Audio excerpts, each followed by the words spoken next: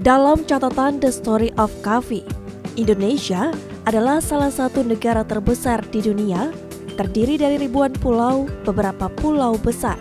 Sumatera, Jawa, dan Sulawesi dikenal di seluruh dunia untuk kopi berkualitas tinggi.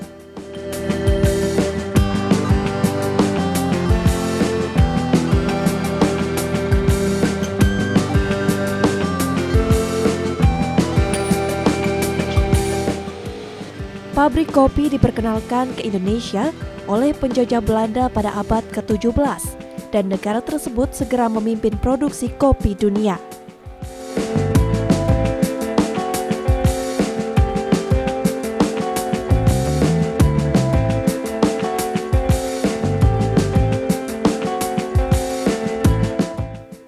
Sahabat tani, saat ini perkebunan kopi kecil seluas 1 hingga 2 hektar mendominasi setiap daerah di Indonesia dan sebagian besar diolah kering.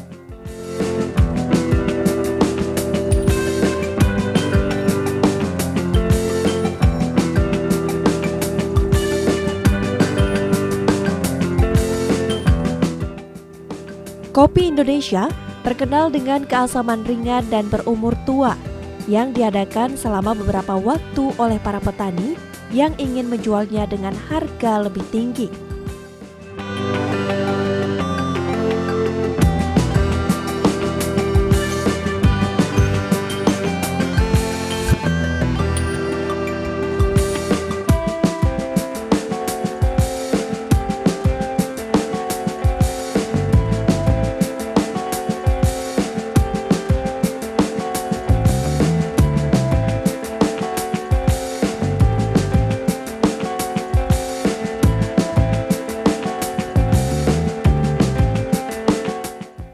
UMKM kopi yang tumbuh secara perlahan di setiap desa menumbuhkan dan meningkatkan iklim usaha kopi di Indonesia.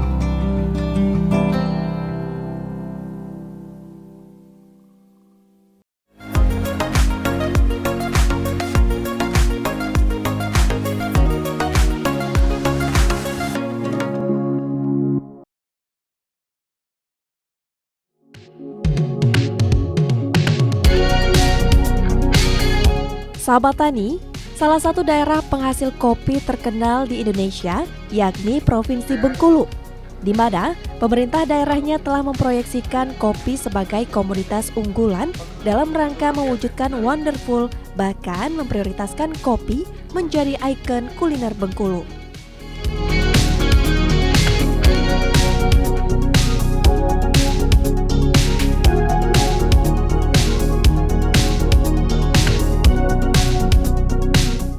Sahabat tani, di Bengkulu berbagai jenis kopi tumbuh dan diproduksi mulai dari Arabica, Robusta, hingga Liberica.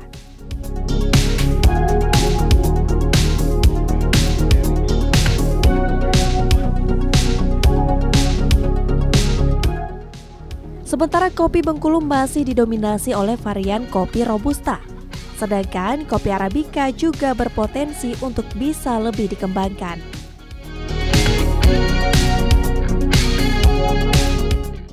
Kita ada produk itu, kalau jenis Robusta ada 2 macam ya.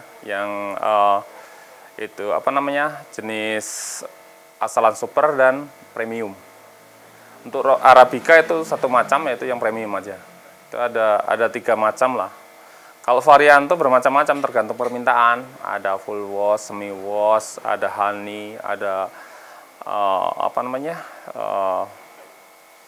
berbagai macam varian lah tempat kita itu. Sebenarnya kita buatkan tergantung permintaan orang. Kalau memang dia mau minta full wash, minta honey, kita buatkan.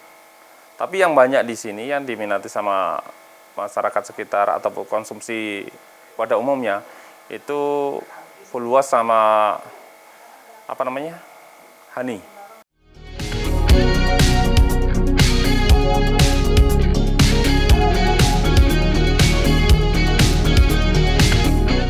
Sahabat Tani, di Desa Sidorejo, Kecamatan Kabawetan, Kabupaten Kepahyang, Provinsi Bengkulu, petani kopinya bisa menghasilkan puluhan ribu ton kopi kering siap edar.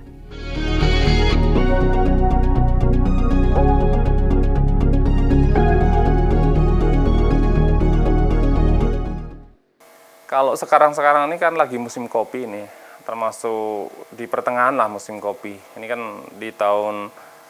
di pertengahan tahun. Jadi kayaknya kalau sampai bulan 11 nanti kita masih santai aja lah, berlebih lah istilahnya bahan baku itu. Tapi kalau nanti sudah bulan 11 ke atas itu sampai bulan 4 biasanya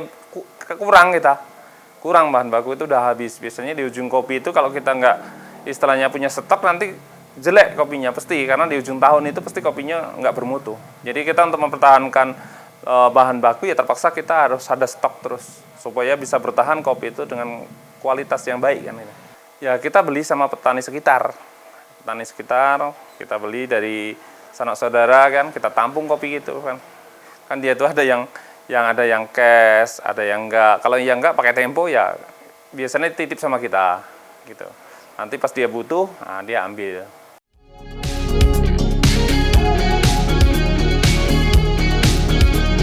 Kopi di Desa Sidorejo ini ditanam pada ketinggian 700 hingga 1500 mdpl dan memiliki cita rasa aroma buah seperti lemon, coklat, dan herba yang khas.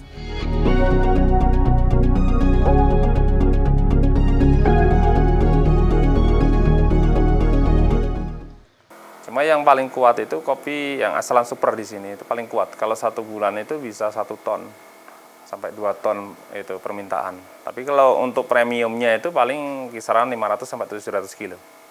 Alhamdulillah kalau dari kita untuk halal, untuk segalanya lah, untuk perizinannya udah cukup semua. Ya sekarang kita tuh kalau pasar kan masih lokal. Harapan kita tuh ya nanti bisa menjelajah sampai kita ekspor lah bagaimana caranya gitu.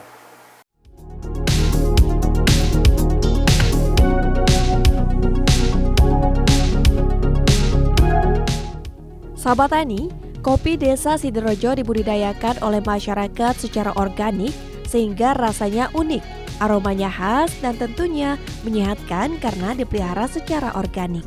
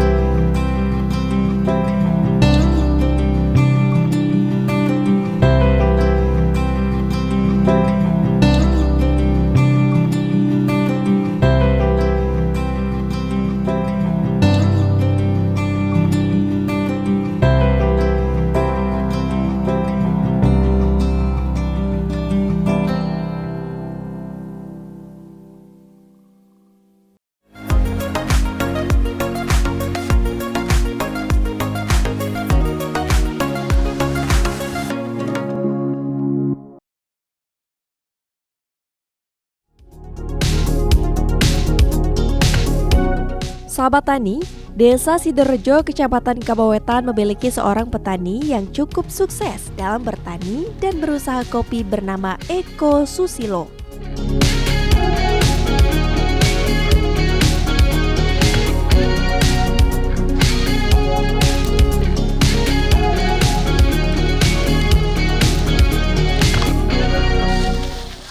Sahabat tani, pengelolaan kebun maupun proses produksi kopi dijalankan oleh Eko secara mandiri, dibantu sang istri tercinta yang selalu setia menemaninya setiap hari.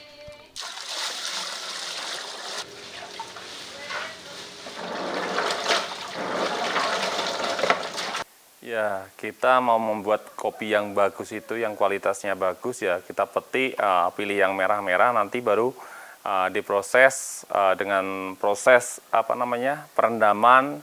Kita cuci bersih kan, mana yang apung kita pisahkan. Sudah itu baru kita pakai penggilingan. Setelah giling baru kita jemur.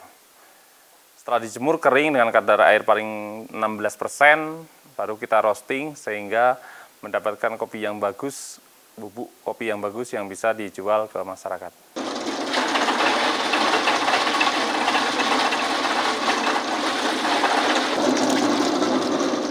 Sahabat tani, meski terbilang berhasil, namun Eko tetap bersahaja dan mau berbagi ilmu dengan siapa saja yang ingin belajar mengenai pengolahan kopi di rumahnya.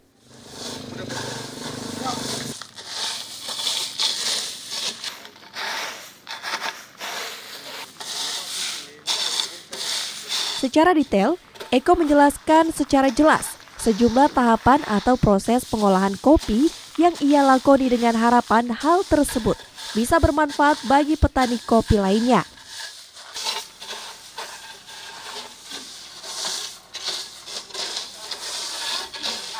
Kalau pemijahan itu sekitar, ya kalau proses petik merahnya sekitar 1 hari, setelah itu penjemurannya sekitar 5-10 hari. Nah, setelah itu baru diproses pakai huller, kita huller, dibuatkan biji sampai udah selesai biji ke roasting. Tadi roasting baru dibuatkan bubuk siap seduh. Ya, kalau cuaca bagus ya sekitar 4 hari 5 hari udah selesai, udah kering. Tapi kalau cuaca nggak bagus ya sampai 20 hari baru kering. Lama prosesnya.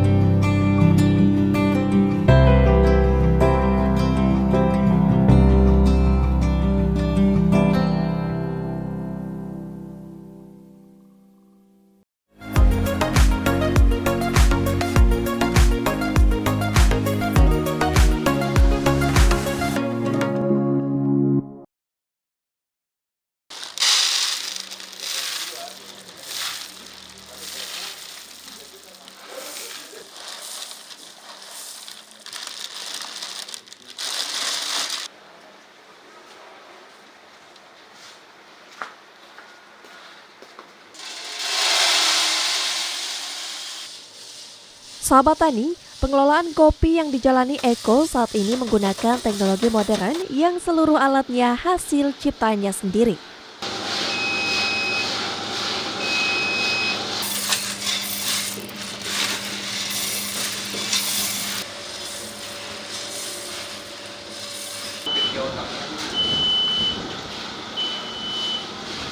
Sahabat tani, penggunaan alat pengolahan kopi modern yang dilakukan Eko ternyata memiliki sejumlah keuntungan ketimbang dilakukan secara konvensional.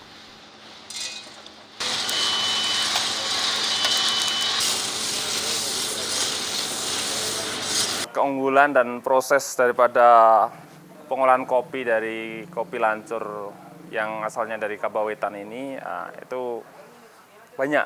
Karena penggorengan dan pengolahannya itu pakai roasting buatan sendiri. Yang kita buat selama ini alhamdulillah sudah banyak penggunanya juga. Kita buat juga praktis, lebih cepat daripada yang lain prosesnya. Jadi proses roasting ini awalnya itu ya hanya sekedar coba-coba aja, tapi ternyata dengan proses roasting yang kita buat ini alat-alatnya sampai dijual ke mana-mana sama kita.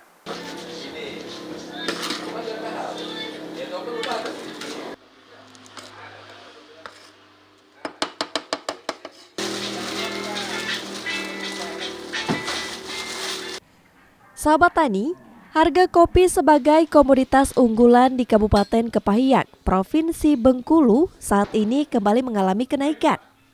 Jika sebelumnya harga kopi berkisar antara Rp54.000 hingga Rp55.000 per kilogram, saat ini harga kopi naik hampir mencapai Rp60.000 hingga Rp70.000 per kilogram.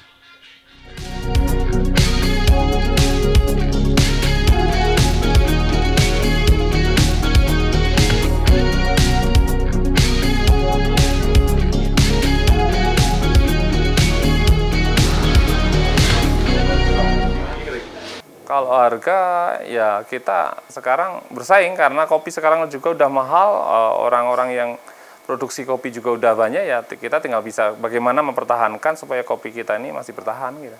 Harga bersaing, harga termasuk standar lah Mas, kita pada umumnya lah, masih pada umumnya lah. Kalau kopi naik, sekarang posisi kopi di atas 65.000 kan, ya kita ikutin aja. Karena sekarang kalau kopi asalan super itu kalau 60-70.000 itu kita udah jual di 120.000 per kilonya untuk bubuk siap konsumsi.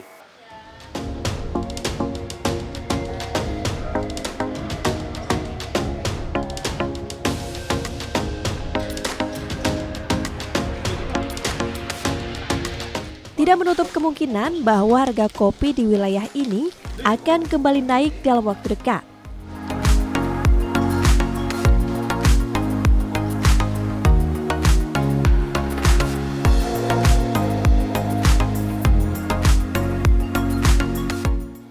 Hal ini terlihat dari kenaikan harga yang terjadi dalam waktu singkat, tidak lebih dari sebulan dari kenaikan sebelumnya.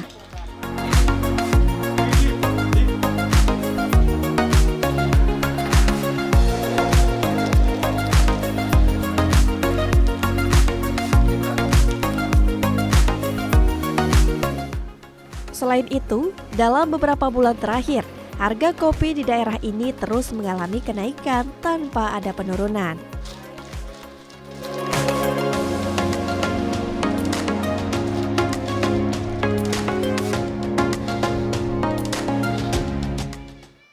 Ya kalau prospeknya makin bagus sih Mas, karena sekarang itu harga makin melonjak, ya kan, makin naik. Jadi petani itu sekarang meningkat Mas, kan dengan harga kopi yang sekarang udah tinggi kan, jadi alhamdulillah. Petani itu kalau satu orang tuh mempunyai 1 hektar dapat 2 ton, itu udah 120 juta lah Mas sekarang. Itu. Jadi kan lumayan, udah lumayan sekarang. Itu dalam per hektarnya aja. Ya itu makanya kalau sekarang ya orang yang udah nebangin kopi kemarin-kemarin tuh kecewa karena sekarang harganya udah naik kan gitu. Nah itu. Mudah-mudahan lah nanti harga tuh bertahan di 65-70.000 supaya petani itu meningkatkan. Harapan kita malah kayak gitu. Supaya harga tuh sesuai lah dengan bahan-bahan yang sekarang kita kita dengan bahan-bahan yang perbandingan dengan yang lain itu sesuaikan gitu, menyesuaikan itulah. Dengan kopi sekarang kalau mau membangun rumah itu kalau kopi sekarang 60.000 itu 1 kilo itu dapat semen 1 sakan gitu. Jadi orang bangun juga lumayan, orang mau beli mobil, beli motor sekarang karena dengan kopi yang udah mahal ini ya lumayan. Mudah-mudahan bertahan lah kopi ini.